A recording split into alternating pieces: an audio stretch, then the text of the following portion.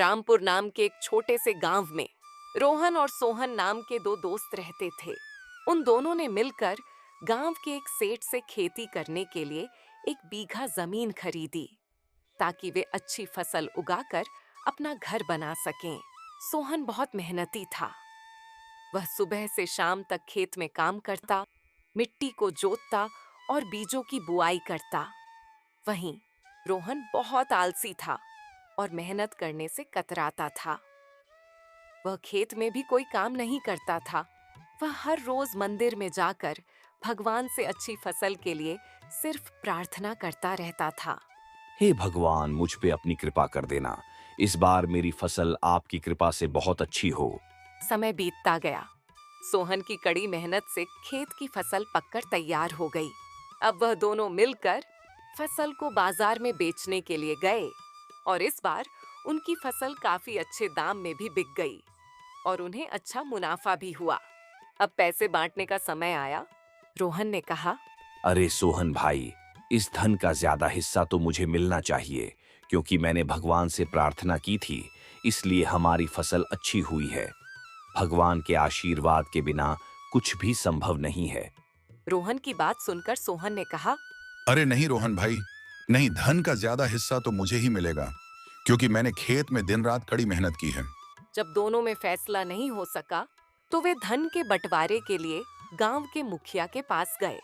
मुखिया ने दोनों की बात ध्यान से सुनी। अरे मुखिया जी, मैंने हर रोज मंदिर में जाकर अच्छी फसल के लिए प्रार्थना की थी, इसलिए फसल इस बार अच्छी हुई है, तो धन का ज्यादा हिस्सा मुझे मिलना चाहिए। अरे नहीं नहीं मुखिया जी, मैंने खेत में दिन रात बहुत मेहनत की है, इसलिए इस बार फसल अच्छी हुई है। इसका मतलब तो यह हुआ कि धन का ज्यादा हिस्सा मुझे मिलना चाहिए। मुखिया जी ने दोनों की बात सुनकर एक उपाय सोचा। उन्होंने दोनों को एक एक बोरी चावल और कंकड़ का मिश्रण दिया और कहा, तुम दोनों रात भर इस चावल को साफ करो। कल सुबह जो ज्यादा चावल साफ करेगा उसे धन का ज्यादा हिस्सा मिलेगा। सोहन रात भर जागकर एक एक कंकड़ चुनकर चावल साफ करता रहा। वहीं रोहन ने चावल की बोरी को एक कोने में रख दिया और सोने से पहले भगवान से प्रार्थना की। हे भगवान, मैंने फसल के लिए भी प्रार्थना की थी और अब मैं चावल साफ करने के लिए प्रार्थना कर रहा हूँ। मेरी इस बोरी के सारे चावल अपने आप साफ कर देना। यह कहकर वह आराम से सो गया। अगले दिन सुबह दोनों मुखिया के पास पहुंचे। मुखिया ने सोहन से पूछा, अरे सोहन, पहले तुम दिखाओ, तुमने कितने चावल साफ किए हैं? सोहन ने अपनी साफ की हुई चावल की बोरी दिखाई, जिसमें एक भी कंकड़ नहीं था। सोहन की मेहनत देखकर मुखिया बहुत खुश हुए। फिर मुखिया ने रोहन से पूछा, अरे रोहन, अब तुम दिखाओ तुमने कितने चावल साफ किए हैं? रोहन ने आत्मविश्वास से कहा, मुखिया जी, मुझे भगवान पर पूरा भरोसा है कि उन्होंने मेरे सारे चावल साफ कर दिए होंगे। लेकिन ऐसा कुछ भी नहीं था।